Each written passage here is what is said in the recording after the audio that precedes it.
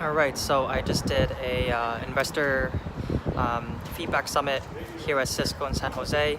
All the startups from this cohort and the last cohort were here, and I got some very interesting feedback. I just had to make a video about this now. So just a quick recap on where I left off.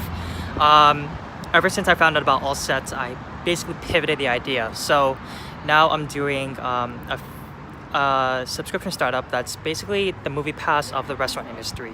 So you pay a monthly fee as a user, and in turn you can eat at any partnered restaurants within the network.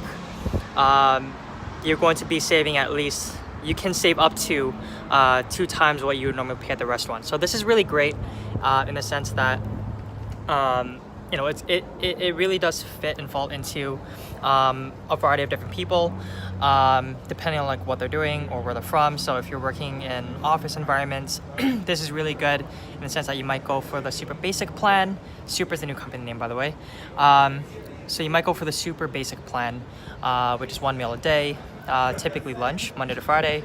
You can go for the super prestige plan, which is a entire meal replacement plan, in which, if you're already eating out 3 times a day, this is perfect for you.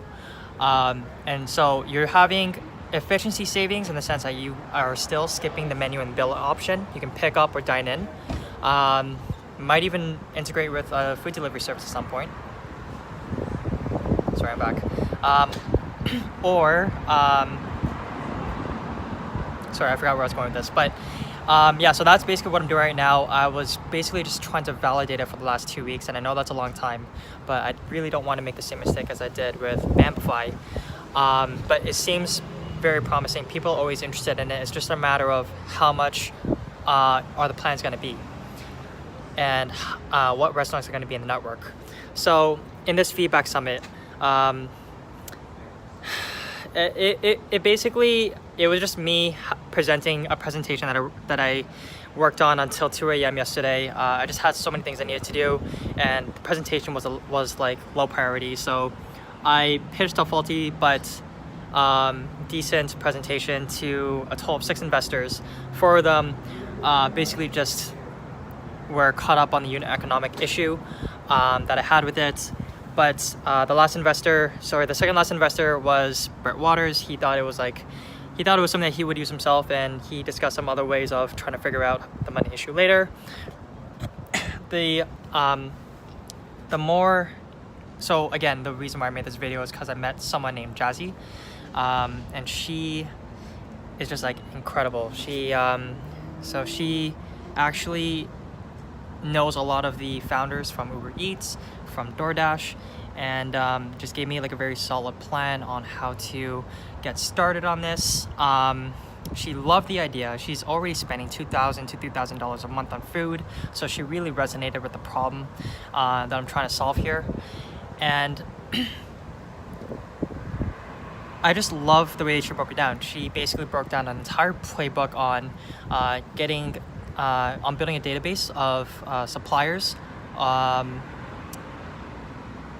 building out the customer base, and then once you have both of those logged in and the process for logging those in, you then focus on the retention, how you're going to retain them, and then once you have that playbook of nailing down all 3 categories, you can then focus on growth. And that was just I just loved the way she broke it down. She gave me some strategic advice on tactics, on how I can go about doing it and starting off. She recommended that I start out with food trucks, and maybe go to festivals and start out with 2 of those. Let's just say the food truck, for example.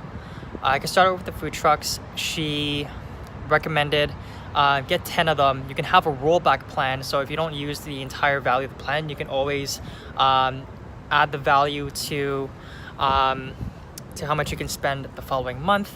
In addition to that, you can also, if you say the meal cap for the plan is $16, but you want to buy something that's $20, you can use that credit to actually spend and go over that limit, which I thought was also really smart. And so that was basically her way of retention and also getting money up front and recurring revenue.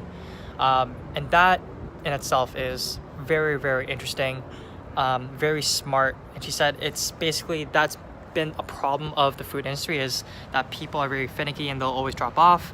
But in this way, I can really retain the customers, get a lot of money, and make everyone happy. And so I thought that was really, really smart. I asked her on the spot because I was just so impressed, and she blew my mind that I asked her if she could be on my board of advisors. She said yes. She gave me her personal number and her WeChat. So I'm just gonna be following up with coffee. But I am just like absolutely blown away. She's one of the smartest people I have ever met. I think in terms of just being a strategist in the startup game, she is the smartest person I've ever. She's definitely the smartest person I've ever met. And just also for clarification, she actually made a startup where she would review restaurant dishes, and she grew that, and then got acquired by Yelp, and now she's with this venture firm. So yeah, great things. Jazzie Go, that's her name.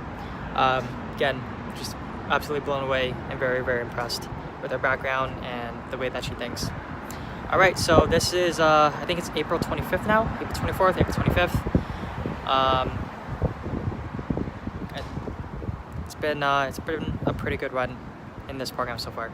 Signing off.